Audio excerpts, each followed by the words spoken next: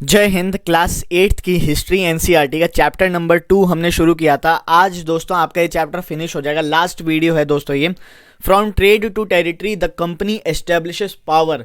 ठीक है, last topic हमने कंप्लीट किया, कंपनी एक्सपेंड्स रूल। ठीक है, हमने पॉलिसीज देखी, क्या क्या उन्होंने बैटल्स लड़ी और किस तरीके से देखिएगा तो उन्होंने टेरिटरीज को एनेक्स किया, अपना जो टेरिटोरियल जो एक्सपेंशन था उसको किस तरीके से फैलाया। आप इस इमेज में अगर देखिएगा, ठीक है, स्लाइड में, तो यहाँ पे आप देख सकते हैं इंडिया 1797 में कैसा था। इंडिया 1797 में अगर आप ये जो रेड एरिया देख रहे हैं ना, ये वो एरिया है जो ब्रिटिशर्स के कंट्रोल में नहीं था। और ये सिर्फ येलो जो आप देख रहे हैं, ये येलो जो एरिया, यहाँ पे आपको ब्रिटिशर्स का रूल देखने को मिलता था।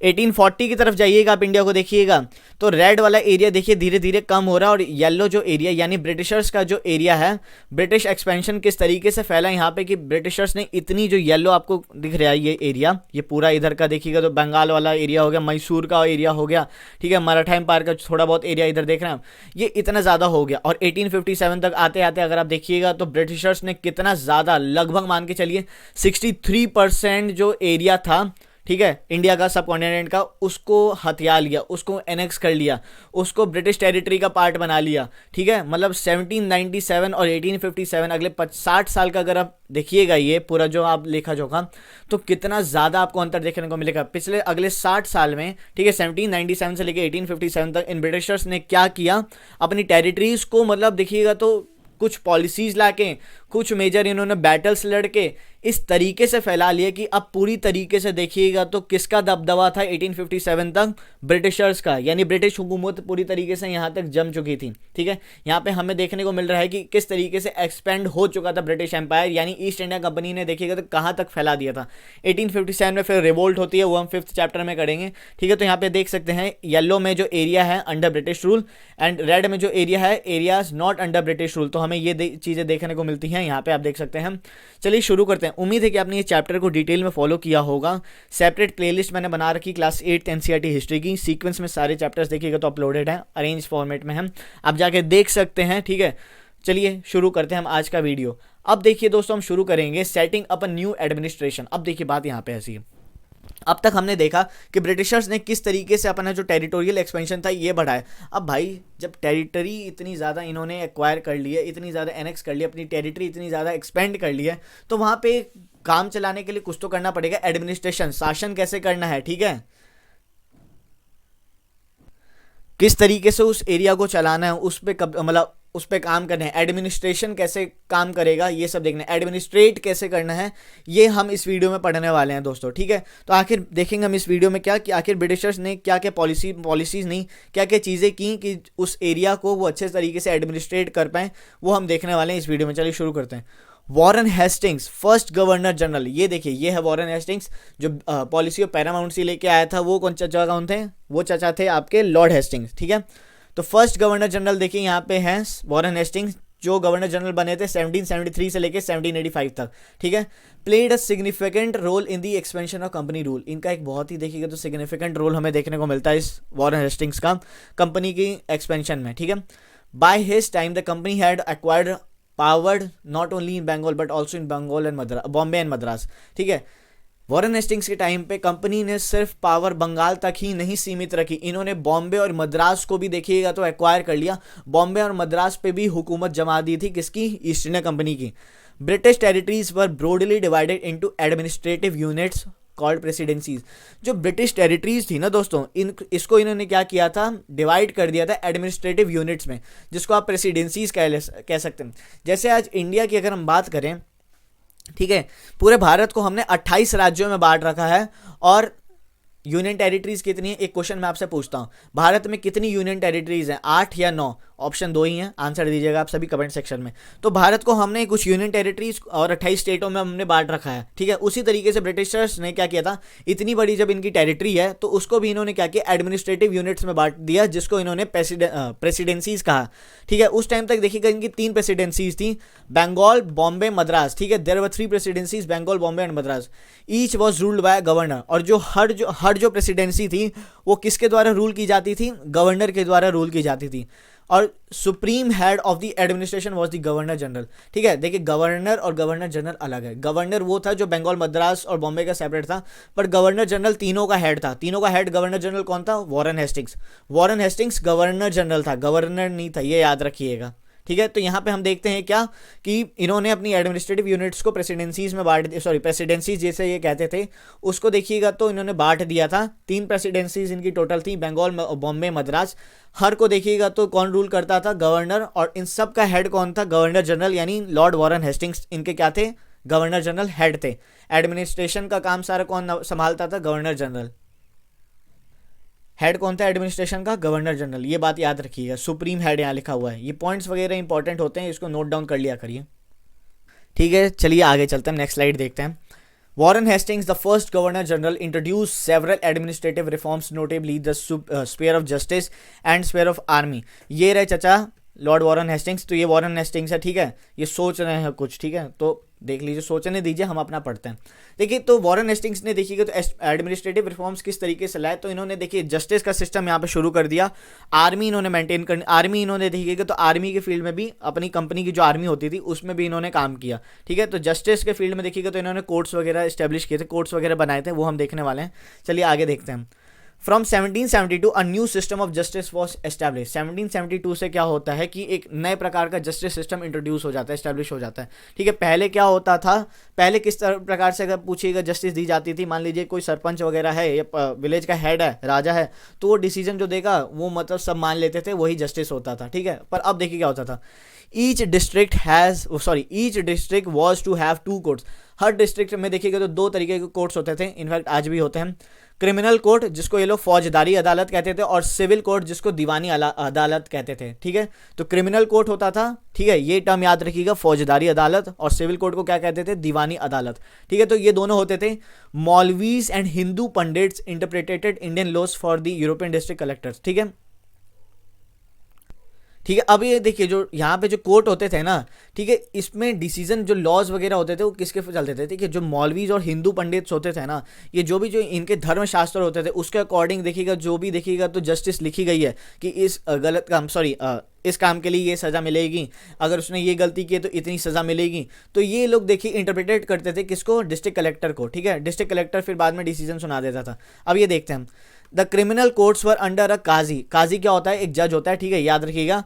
एंड अ मुफ्ती। मुफ्ती कौन होता है? जो डिसीजन सुना देगा, सब में मतलब सबको डिसीजन बता देगा, but under the supervision of the collector. ठीक है, देखिए क्रिमिनल कोर्ट्स में क्या होता था? एक काजी होता था, एक मुफ्ती होता था। ठीक है, यहाँ पे आप मुस्लिम्स का समझ रहे हैं, वैसे हिंदू में क्या होते थे? पंडित्स वगैरह होते थे। ठीक है, तो यहाँ पे देखिए ये दोनों होते थे, ये दोनों क्या चलाते थे? काजी जज होता था, ये सब सुनता था, और मुफ्ती देखिए जज जब डिसीजन सुना देगा तो मुफ्ती जो है वो सबको बता देता था। ठीक है, तो मुफ्ती आप समझ गए। और ये जो दोनों थे ना, ये under the supervision of collectors. ठीक है, मतलब कलेक्टर के अंडर में काम करते थे, मतलब कलेक्टर के सुपरविजन में ये दोनों काम करते थे। कौन? काजी और मुफ्ती। A major problem was that the Brahmin pandits. अब देखिए ऐसा नहीं था कि ब्रिटिशर्स के सामने यहाँ पे भी जस्टिस सिस्टम में भी कोई प्रॉब्लम नहीं आई थी कि इन्होंने जस्टिस सिस्टम ला दिया, ठीक है, अब कोई दिक्कत नहीं है कि अब सबको मतलब बराबर का मतलब दिखेगा तो राइट मिलेगा, नहीं, सबके साथ इक्वल नया होगा, नहीं। अब देखिए इसमें भी दिक्कत आती थी, और खास करके देखिएगा तो हिंदू में आती थी। क्या? A major problem was that the Brahman Pandits gave different interpretations of local laws based on different schools of धर्मशास्त्र। अब देखिए क्या था, जो ब्राह्मण पंडित से, आपको भी पता है कि हिंदुइज्म जो है एक बहुत ही मतलब बड़ा, मतलब खुद में एक बहुत ही बड़ा रिलीजन है। ठीक है, हिंदू रिलीजन में भी आपको कई प्रकार के देखिएगा तो मतलब यहाँ पे स्कूल्स ऑफ धर्मशास्त्र देखने को मिलेंगे। तो ये जो पंडित थे ये काफ़ी ज़्यादा, देखिए जो पंडित थे ना, ये मतलब अलग अलग डिफरेंट स्कूल्स ऑफ धर्मशास्त्र से थे। तो मतलब देखिएगा तो हर धर्मशास्त्र में एक ही देखिएगा तो जुर्म की या जो उसने पाप किया है उसकी अलग सज़ा होती थी। फॉर एग्जांपल एक बंदे ने देखिएगा तो किसी का शीशा तोड़ दिया, तो एक जना जो एक पंडित है उसके धर्मशास्त्र के अकॉर्डिंग उसको मान लीजिए 100 रुपये देना है। ठीक है, और फिर उसी बंदे ने, ठीक है, शीशा तोड़ा है, पर दूसरे पंडित के अकॉर्डिंग जो उसके धर्मशास्त्र में लिखा है तो उसको देखिए कितने पे करने पड़ेंगे? 5 रुपये। ठीक है, तो ये देख रहे हैं, ये जो डिफरेंस देखने को मिलता था कि सेम क्राइम की जो सज़ा होती थी वो अलग अलग देखने को मिल जाती थी। तो इससे काफ़ी ज़्यादा दिक्कत किसको देखने को मिली? ब्रिटिशर्स को इसको देखने में दिक्कत मिली। ठीक है, ये एक बड़ी देखिएगा तो प्रॉब्लम सामने निकल के आ रही थी ब्रिटिशर्स के लिए जस्टिस देने के लिए। ठीक है, अब ये देखिए इसको इन्होंने कैसे सॉल्व किया।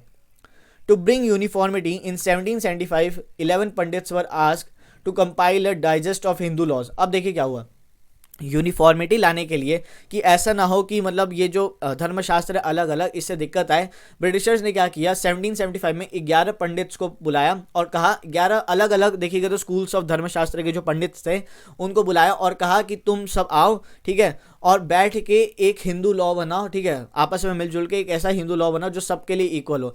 ये 1775 में हिंदूज के लिए करते हैं और 1778 में सेम ये कर देते हैं मुस्लिम लॉज के लिए भी, ठीक है, ठीक है। Code of by 1778 a code of Muslim laws was also compiled for the benefit of European जजेस, ठीक है, ताकि यूरोपियन जो जजेस हैं उनके लिए दिक्कत ना आए ज़्यादा। तो मुस्लिम और हिंदू ने देखिएगा तो हिंदू लोगों ने 1775 और मुस्लिम्स ने 1778 में देखिएगा तो अपना खुद का एक देखिएगा तो कोड, मतलब एक रूल बुक कह सकते हैं आप, उसको बना लिया था।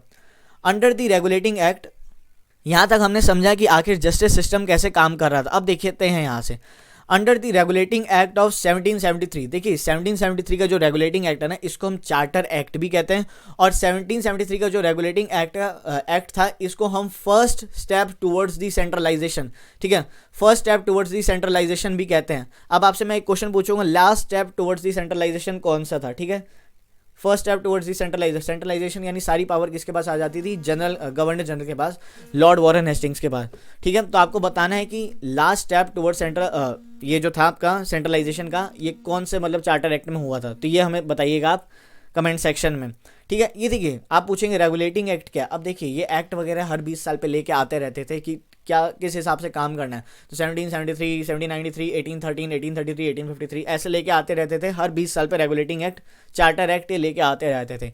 इसमें क्या था कि एक सुप्रीम कोर्ट बनाया जाएगा, कहाँ पे, बंगाल में।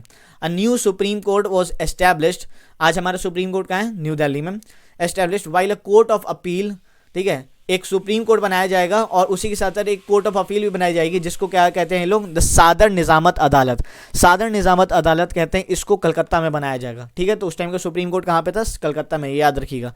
The principal figure in an Indian district was the collector. अब देखिए यहाँ तक हमने समझ लिया, ठीक है, आपको मैंने बताया था ये जो मुफ्ती, काजी, पंडित्स वगैरह थे, ये जो डिसीजन देते थे, ये किसके सुपरविजन में देते थे, कलेक्टर्स के सुपरविजन में देते थे। यानी अगर हम देखें तो इंडियन डिस्ट्रिक्ट में उस टाइम पे जो प्रिंसिपल फिगर थी, सबसे ज़्यादा पावर हमें देखने को मिलती थी, वो कलेक्टर्स के पास सबसे ज़्यादा पावर देखने को मिलती थी, ठीक है।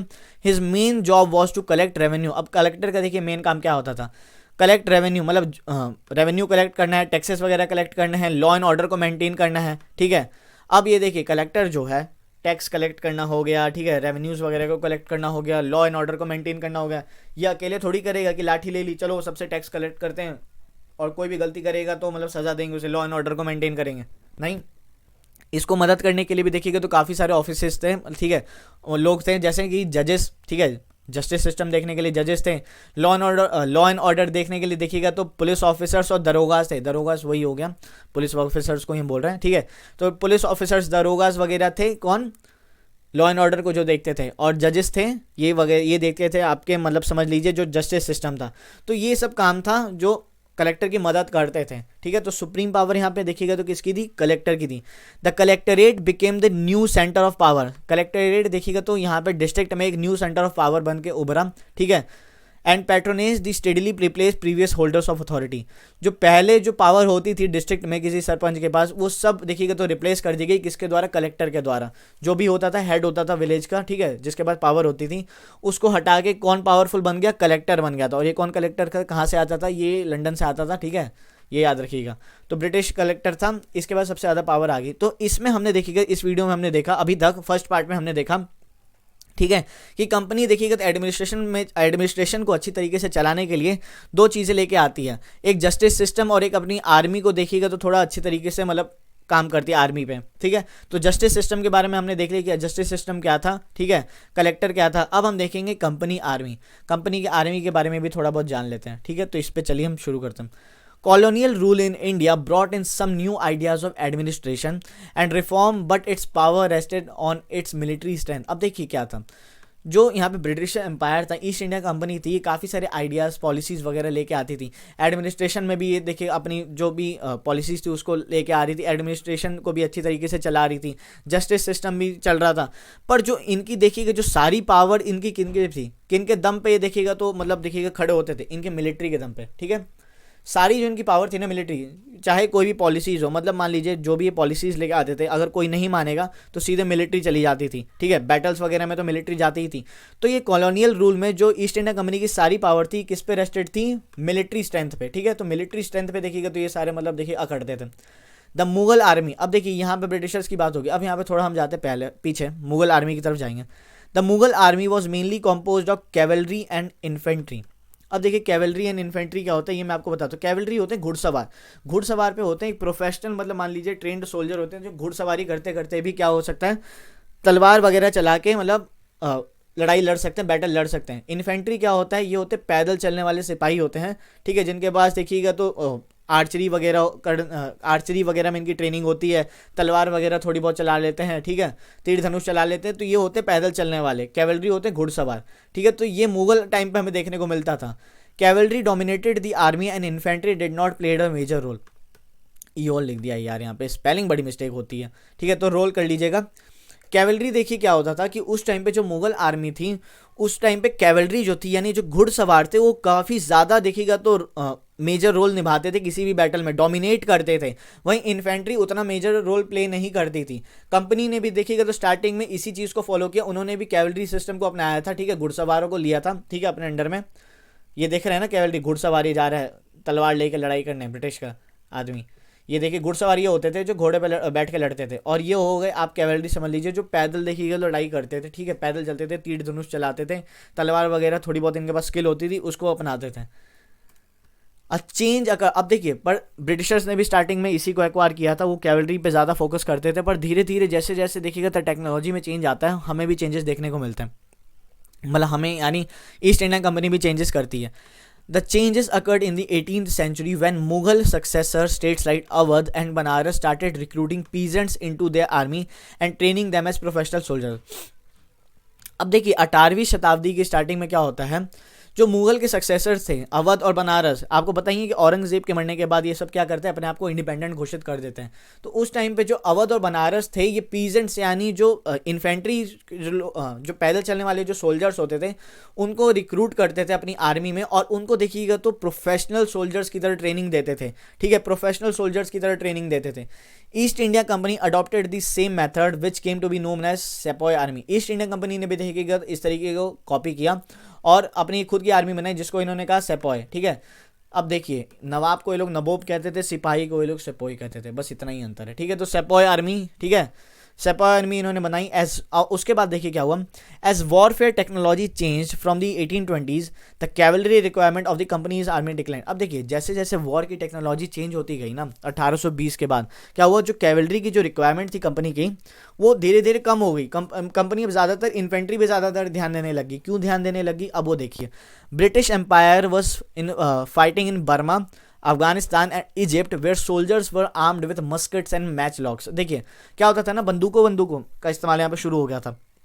ब्रिटिश एम्पायर बर्मा और अफगानिस्तान और इजिप्ट में लड़ रहा था, ठीक है, और वहाँ के जो सोल्जर्स थे ब्रिटिश के वो मस्केट्स और मैच लॉक्स का इस्तेमाल कर रहे थे, ठीक है, बंदूकों का। यहाँ पे आप देख सकते हैं ये हो गया मस्केट हो गया, ये मैच लॉक हो गया, ये पुराने वाला, ठीक है। तो ये आगे भी आपका देखिएगा तो न्यूज़ कह रहा हूँ चैप्टर में आएगा, किताब में आएगा जब हम 1857 के रिवोल्ट के बारे में पढ़ेंगे, ठीक है।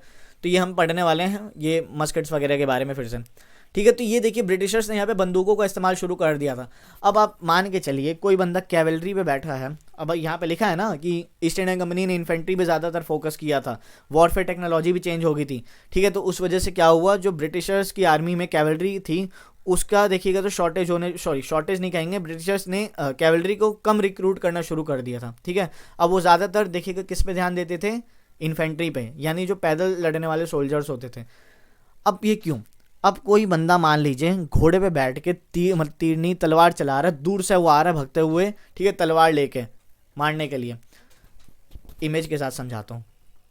अब ये जनाब हैं, ठीक है, ये तलवार लेके जा रहे हैं, घुड़सवार हैं, कैवलरी है, ठीक है, घुड़सवार ये जा रहे हैं हमला करने। अब सामने जो अपोजिशन में देखिए जो आर्मी है उसके पास है मस्केट्स और मैच लॉक बंदूक है।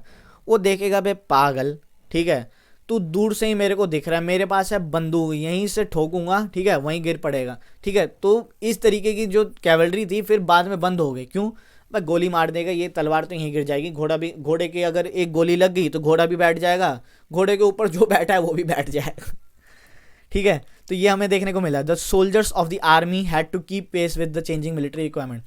आर्मी यानी ब्रिटिश जो आर्मी थी, ईस्ट इंडिया कंपनी की जो आर्मी थी, इसमें क्या इन्होंने सोचा कि जैसे जैसे देखिएगा तो आगे हम टाइम बीत रहा था, ये लोग क्या कर रहे थे, अपनी आर्मी में लगातार क्या कर रहे थे, चेंजेस ला रहे थे। ठीक है, मिलिट्री रिक्वायरमेंट जिस हिसाब से बढ़ रही थी उस हिसाब से ये अपनी आर्मी में चेंजेस ला रहे थे, नई नई चीज़ें कर रहे थे। मस्केट्स, मैच लॉक्स मैंने आपको बता दिया। British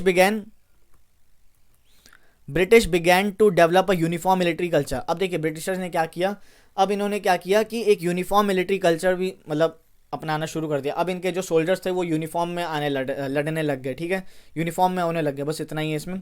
soldiers were increasingly subjected to European style training, drill and discipline. अब सोल्जर्स थे उनको क्या करने लग गए, ये लोग यूरोपियन स्टाइल ट्रेनिंग देने लग गए ब्रिटिशर्स। ठीक है, ड्रिल करवाने लग गए, डिसिप्लिन में रखने लग गए। ठीक है, डिसिप्लिन वगैरह में रखने लग गए। ठीक है, बोलेंगे सावधान तो सब सावधान, ऐसा था इनों का। परेड वगैरह होती थी तो सारे एक तरीके से परेड करते थे सीक्वेंस में, मतलब देखिएगा तो कौन सबसे पहले लड़ेगा, तो एक डिसिप्लिन प्रॉपर जैसे आर्मी में होता है ना, वो इन्होंने डेवलप कर दिया था ब्रिटिशर्स ने, जो सोल्जर्स वगैरह थे। Often this created problems since caste and community feelings were ignored in building a force or professional soldiers. अब देखिए ये जो ब्रिटिशर्स थे ना, ये जो इंग्लिश ईस्ट इंडिया कंपनी थी, ये इतने ज़्यादा देखिएगा तो प्रोफेशनलिज्म में, डिसिप्लिन में, ड्रिल में, ट्रेनिंग में खो गए कि ये सब ये नहीं देखते थे कि कौन सा बंदा किस जाति का है, किस रिलीजन का है, ये बस रिक्रूट कर लेते थे। तो इससे क्या हुआ ना, एक कास्ट और कम्युनिटी की जो फीलिंग्स थी ना जो सोल्जर्स में, वो हर्ट होने लग गई थी। ये देखिए ब्रिटिशर्स क्या थे, अब छोटा सा देश था इनका, मान के चलिए इनका यूनाइटेड किंगडम एक छोटा सा देश था ब्रिटेन। कितने आर्मी थे, ज़्यादा आर्मी थी नहीं उनके पास। ठीक है, वो क्या करते थे, इंडिया में आते थे, इंडिया के जो लोग होते थे उन्हीं को अपनी आर्मी में रिक्रूट करते थे। ठीक है, मतलब मान के चलिए 80% जो ब्रिटिश आर्मी थी उसमें आपको इंडियंस ही सोल्जर्स देखने को मिलेंगे, इंडियन सोल्जर्स देखने को मिलते थे। इसलिए यहाँ पे कास्ट और रिलीजन की बात हो रही है। ठीक है, तो यहाँ पे जो इंडियन सोल्जर्स थे ना, उसमें कास्ट और कम्युनिटी की जो फीलिंग्स थे ना, उसको इग्नोर करके ब्रिटिशर्स ने सिर्फ प्रोफेशनल सोल्जर्स पे ध्यान दिया कि हमें प्रोफेशनल सोल्जर चाहिए। उस चक्कर में इन्होंने क्या किया, देखिए मैं बताता हूँ।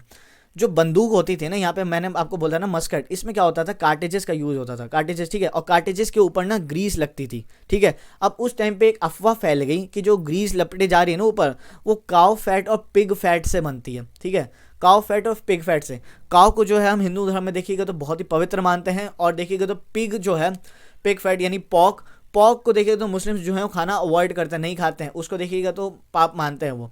ठीक है, तो ये था, उसको अफवाह फैल गई कि जो कार्टेजेस लगी हैं उसके ऊपर जो ग्रीस लपटी हुई है उस पर वो काव फैट और पिग फैट से बनी है, और उसको क्या होता था, कार्टेजेस को मुंह से खींचना पड़ता था, फिर जाके बंदूक में लगानी पड़ती थी। तो ये देखने की क्या बात हुआ कि जो लोग थे ना, जो ये सिपाही थे, वो र्यूमर्स फैल गई। अब देखिए मैं आपको सिंपल बताऊँ, इसमें सारी स्टोरी नहीं बताऊंगा। 1857 का जब हम रिवोल्ट पढ़ेंगे ना, तो उसमें मैं बता दूंगा आपको। मैंने सिंपल सा बता दिया कि कार्टेजेस, ग्रीस, काव फैट, पिग फैट का जो सीन बन रहा था, इससे र्यूमर्स वगैरह फैल रहे थे। इसके कारण क्या होने लगी कि जो लोग थे, रिक्रूटर मतलब सॉरी सोल्जर्स थे, उनकी देखिएगा जो फीलिंग्स थी ना वो हर्ट होने लगी। ठीक है, उनकी रिलीजियस सेंटिमेंट्स थे वो हर्ट होने लग गए। ठीक है, तो उन्होंने विद्रोह शुरू कर दिया और सिपाही विद्रोह शुरू हो जाता है। 1857 की क्रांति आपको याद ही है, फिर उसको हम पढ़ेंगे 5th चैप्टर में।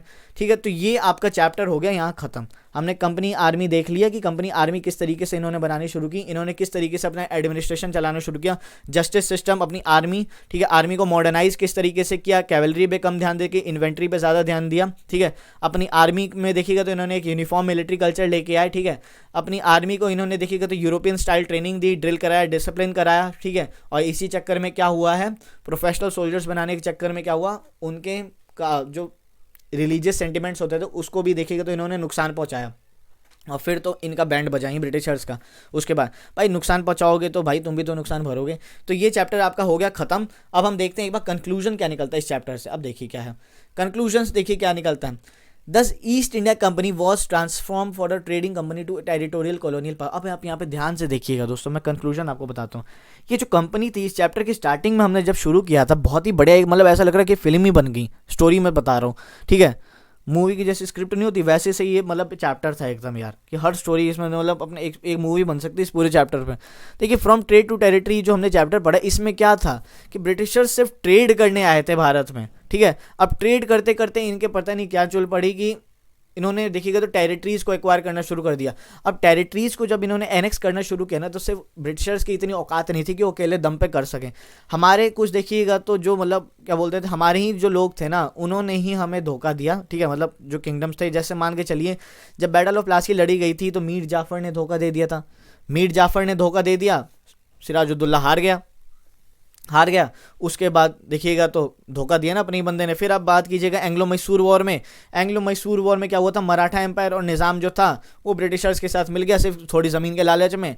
तो उस चक्कर में मैसूर हार गया, ठीक है। और एंड में देखिएगा तो मराठा भी हार गया, ठीक है। तो ये देखने को मिला। मतलब आपसे अगर जब देखिएगा इन्होंने क्या हुआ, इनकी हिम्मत नहीं थी ब्रिटिशर्स की, ठीक है, कि अकेले दम पे आके टेरिटरीज को एक्वायर करने लग जाए। ट्रेडर्स के तौर पे आए थे और ट्रेडर्स के तौर पे ही जाते। ये जो हमारे लोगों ने जो मतलब दिक्कतें शुरू की ना, हमारे लोगों ने जो धोखा देना शुरू किया ना, हमारे जो लोग थे, ठीक है, वो एक दूसरे के जो खिलाफ हो गए ना, इस वजह से इन ब्रिटिशर्स ने फ़ायदा उठाया, ठीक है। और मतलब डिवाइड एंड रूल जो था ना, उसको इन्होंने शुरू कर दिया था, ठीक है, यहाँ पे अपनाना शुरू कर दिया था, ठीक है। अगर मतभेद एक देखिए, ये दो किंगडम हैं एक ही स्टेट में, मतलब मतभेद अगर आपस में बनेगा तो बाहर वाला फ़ायदा उठाएगा। बाहर वाला कौन था, ईस्ट इंडिया कंपनी। बाहर वाले ने फ़ायदा उठाया, आप देख सकते हैं। फिर arrival of new steam technology. अब यहाँ पे देखिए क्या होता, new steam technology in the early 90th century also added this process. ये जो एक्सपेंशन की जो तेज़ी थी ब्रिटिशर्स का, ईस्ट इंडिया कंपनी जो इतनी तेज़ी से अपना विस्तार किया इसका एक और बड़ा कारण था स्टीम टेक्नोलॉजी। एक मिनट दोस्तों स्टीम टेक्नोलॉजी तो थी जो थी, इसकी वजह से क्या हुआ, ब्रिटिशर्स को काफ़ी ज़्यादा फ़ायदा मिला। देखिए स्टीम टेक्नोलॉजी आने से पहले ना, जो ये लोग देखिएगा, ये जो शिप्स वगैरह होती थी, इसको ये लोग क्या करते थे, मैनुअली चलाते थे। मैनुअली मतलब हाथ वगैरह से चलाते थे। उसमें क्या लगता था कि यूके से इंडिया पहुंचने में इन्हें 6 से 8 महीने लग जाते थे। पर जब से इन्होंने क्या किया, स्टीम इंजन बनाया, स्टीम इंजन का यूज़ शुरू हुआ, ठीक है, तो उस पे कारण क्या हुआ कि सिर्फ ये 21 दिन यानी 3 हफ्तों में यूके से इंडिया पहुंच जाते थे। यानी डिस्टेंस का जो टाइम होता था वो घट गया, और उस तरीके से क्या हुआ, तेज़ी आने लग गई प्रोसेस में। जो एक्सपेंशन की थी उस पर तेज़ी और तेज़ी बढ़ने लग गई। देखिएगा ट्रेड भी काफ़ी ज़्यादा इस चक्कर में इन्होंने बढ़ाने लग गए, ठीक है। प्रॉफिट इस वजह से भी ज़्यादा हुआ था। अब मान लीजिए कोई अगर मैनुअली सामान लेके जा रहा है इंडिया से ब्रिटेन, तो उसको 6 महीने लगेंगे, ठीक है, टाइम भी लग रहा है ज़्यादा, कितने शिप्स भेज पाएगा। पर अगर 3 ही हफ्ते में स्टीम इंजन के स्टीम आने के बाद, स्टीम टेक्नोलॉजी आने के बाद 3 हफ्तों में ही एक शिप इंडिया से ब्रिटेन पहुंच जा रही है, तो कितनी बार भेज सकता है सामान, ये सोच रहे हैं। By 1857 the company came to exercise direct rule over 63%। मतलब 1857 तक, जैसे मैंने आपको बताया था, कंपनी ने 63% जो टेरिटरी थी भारत की, उस पर अपना कब्जा कर लिया था, अपना रूल एक्सपेंड कर लिया था। और 78% जो जनसंख्या थी ना, उस पर इनका डायरेक्ट रूल था इंडियन सब कॉन्टिनेंट में। मतलब 63% में 78% पॉपुलेशन रहती थी, जो उन पे पूरा किसका शासन था, कंपनी रूल का, ठीक है। कंपनी रूल लग चुका था, यानी ईस्ट इंडिया कंपनी यहाँ पे देखिएगा तो सुप्रीम बन चुकी थी, ठीक है। तो ये हमें इस चैप्टर में जानने को मिला। बहुत ही मज़ेदार चैप्टर था। उम्मीद है दोस्तों कि आपको ये चैप्टर अच्छा लगा होगा। बहुत ही मज़े से मैंने आपको ये चैप्टर कराया, डिटेल में कराया, ठीक है। कोई भी दिक्कत अगर आपको इस चैप्टर में लगी हो, कोई भी ऐसा पॉइंट हो जो मैंने छोड़ा हो, ठीक है, अगर मेरे से कोई गलती हुई हो इस पूरे चैप्टर में पढ़ाते में, तो आप बताइएगा, क्योंकि देखिए आप व्यूअर्स हैं। अगर आपको कोई गलती लगती, वैसे मैंने देखिएगा तो बहुत ही डिटेल में आपको ये चैप्टर फिनिश किया, फिर भी अगर आपको कोई गलती लगती हो, ठीक है, पर आप व्यूअर्स हैं, अगर आपको बच्चे हैं, अगर आपको अच्छा नहीं लगेगा तो मैं फिर से बनाऊंगा। कोई दिक्कत होगी तो कमेंट सेक्शन में बताइएगा, मैं सॉल्व करूंगा। कोई भी क्वेश्चन होगा मैं सॉल्व करूंगा। ये चैप्टर नहीं है दोस्तों, ये देखिएगा तो एक शुरुआत है। इस किताब में हम मॉडर्न हिस्ट्री को ही जानने वाले कि आखिर किस तरीके से ब्रिटिश की शुरुआत होती है, ब्रिटिशर्स आते हैं, ठीक है, उसके बाद क्या क्या चीज़ें होती हैं। अभी तो सिर्फ शुरुआत है। यहाँ पे तो हमने सिर्फ समझा कि कंपनी ने अपना रूल किस तरीके से एक्सपेंड किया, एडमिनिस्ट्रेशन का काम वो किस तरीके से चला देता। अभी तो पूरा चैप्टर, ये पूरी किताब 8th क्लास की हिस्ट्री पढ़ी हुई है। तो सोच सकते हैं कि अभी इस किताब में हमें कितनी ज़्यादा ज्ञान जानने को मिलेगा, कितनी ज़्यादा चीज़ें जानने को मिलेगी। मॉडर्न हिस्ट्री का मतलब मान के चल लीजिए आपका 25%, मतलब यार पूरा ही सिलेबस कवर हो जाएगा। 8th की हिस्ट्री बहुत इंपॉर्टेंट है मॉडर्न हिस्ट्री पर्सपेक्टिव से। उम्मीद है कि आपको ये वीडियो अच्छी लगी होगी। वीडियो अच्छी लगी हो तो यार दोस्तों में शेयर करिएगा, सब्सक्राइब करिए चैनल को, ठीक है। आपका सब्सक्राइब करना ज़रूरी है। आपके सब्सक्राइब से देखिएगा तो एक मोटिवेशन की फील भी आती है, मज़ा भी आता है, ठीक है, और जोश भी मिलता है यार। एक आप पता है क्या होता है, अगर आप कोई काम कर रहे हैं, अगर आपको कोई देखिएगा फीडबैक देने के लिए शाबाशी देने के लिए, ठीक है, आपको सपोर्ट कर दे, ठीक है, तो एक फील नहीं आता यार, अच्छा फील आता है, तो वही फील आता है। आप सब्सक्राइब जरूर करिएगा। Thank you so much for watching this video lecture. God bless you all. जय हिंद।